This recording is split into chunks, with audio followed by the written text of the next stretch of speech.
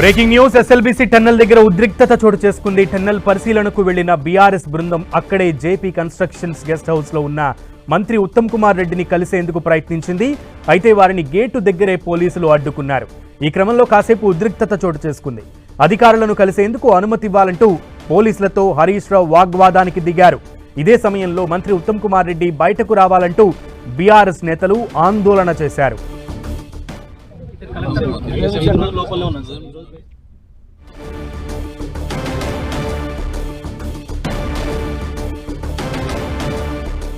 ఇప్పటికైనా చిత్తశుద్ధితో టన్నెల్ సహాయక చర్యలు చేపట్టాలంటున్న హరీష్ రావుతో మా ప్రతినిధి రాఘవేంద్ర ఫేస్ టు ఫేస్. కార్యాలయం దగ్గర హరీష్ రావు చేరుకోవడం జరిగింది. ఇక్కడ లోపల ఉన్నటువంటి ఉత్తమ్ కుమార్ రెడ్డి బయటికి రావాలంటూ గేట్ ముందు కూడా పెద్ద ఎత్తున ఆందోళనలు చేస్తున్నారు. ప్రస్తుతానికి మాజీ మంత్రి హరీష్ రావు గారు మన దగ్గర ఉన్నారు. సార్ చెప్పండి, మీరు జేపీ కార్యాలయం ముందు ఈ రోజు ఆందోళనలు దిగారు, లోపల మంత్రి ఉన్నారు, ఖచ్చితంగా బయటికి రావాలని డిమాండ్ చేస్తున్నారు. ఉత్తమ్ కుమార్ రెడ్డి గారిని కలవాలని పోలీస్ అధికారులకు చెప్పాము, జిల్లా కలెక్టర్ని కూడా కలవాలని చెప్పాము.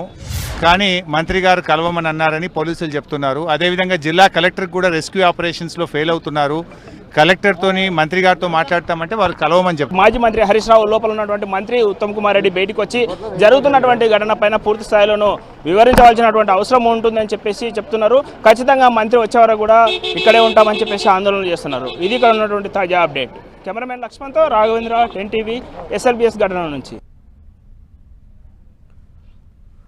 రైట్, మొత్తానికి అక్కడ గెస్ట్ హౌస్ దగ్గర ఉద్రిక్త పరిస్థితులు నెలకొన్నాయి. ప్రజెంట్ అక్కడ బీఆర్ఎస్ శ్రేణులు ఇంకా ఉన్నాయా లేదా అనే దానికి సంబంధించి పూర్తి సమాచారం మా ప్రతినిధి రాఘవేంద్రని అడిగి తెలుసుకుందాం. రాఘవేంద్ర,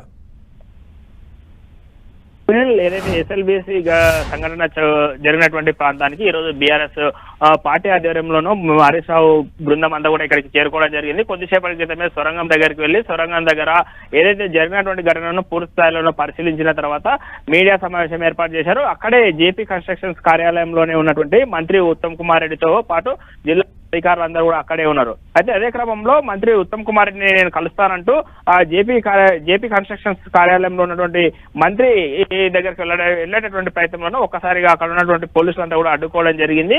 దీంతో హరీష్ రావు ఖచ్చితంగా మంత్రిని అదేవిధంగా జిల్లా స్థాయి అధికారులను నేను కలవాల్సినటువంటి అవసరం ఉంటుంది.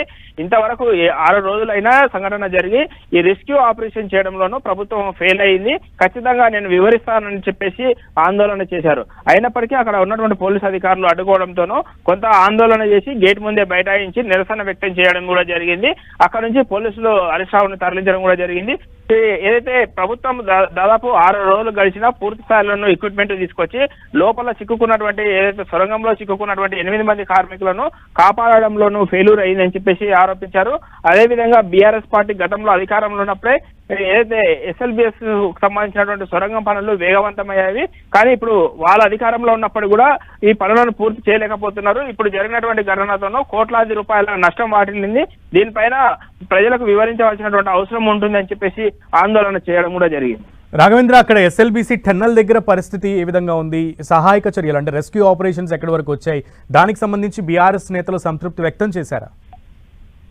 అయితే మంత్రి నిన్న చేసినటువంటి స్టేట్మెంట్ ఏదైతే ఉందో 2 రోజుల్లో పూర్తి స్థాయిలో ఇక్కడ సహాయక చర్యలు అన్ని పూర్తవుతాయి, అన్ని కూడా ఏదైతే అక్కడ ఉన్నటువంటి నీటిని అక్కడ ఉన్నటువంటి మట్టిని అంతా కూడా బయటికి తీసుకొచ్చేటటువంటి ప్రయత్నం చేస్తాము.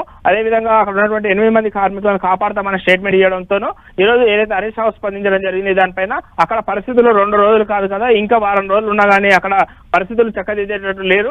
ఎందుకంటే అక్కడ పూర్తి స్థాయిలోనూ ఆ టన్నెల్లోనూ ఏదైతే బోరింగ్ మిషన్ పూర్తి స్థాయిలో ధ్వంసమైంది. ఆ మిషన్ క్లియర్ చేయడానికి చాలా సమయం పడుతుంది.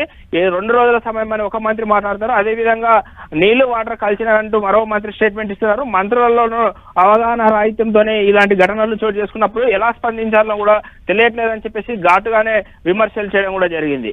ఆ తర్వాత కొంతవరకు బీఆర్ఎస్ నేతలను అందరినీ కూడా ఏదైతే సంఘటన స్థలం దగ్గరికి వెళ్లేందుకు అనుమతి ఇవ్వాలని చెప్పేసి మొదలు అక్కడ ఆందోళన చేశారు. ఆ సమయంలో కూడా కొంతమంది మాత్రమే హరీష్ రావుతో పాటు మాజీ మంత్రులు ఈ జిల్లాకు సంబంధించినటువంటి 2-3 మాజీ ఎమ్మెల్యేలను మాత్రమే అక్కడికి అనుమతించడం జరిగింది. దాదాపు 4-5 మంది మాత్రమే ఏదైతే సొరంగం ప్రాంగణం దగ్గరికి వెళ్ళి అక్కడ జరిగినటువంటి సంఘటన పట్ల పరిశీలించడం జరిగింది. ఎందుకు అనుమతించట్లేదని చెప్పేసి ఓవైపు ఆందోళన చేశారు, కొంతవరకు ఇటు పోలీసులకు బీఆర్ఎస్ నేతలకు కొంత తోపులాట మాదిరి జరగడం కూడా జరిగింది. ఇది ఖచ్చితంగా మేము లోపలికి వెళ్తామని చెప్పేసి ఆందోళన చేసినటువంటి క్రమంలోనూ ఎవరికి అనుమతి లేదు. లోపల రెస్క్యూ ఆపరేషన్ చాలా సీరియస్ గా జరుగుతున్నది. అక్కడికి వెళ్తే రాఘవేంద్ర డిస్టర్బెన్స్ అవుతుంది, సమయం వృధా అవుతుంది అని చెప్పేసి కూడా చెప్పడం జరిగింది. Okay Raghavendra, thank you.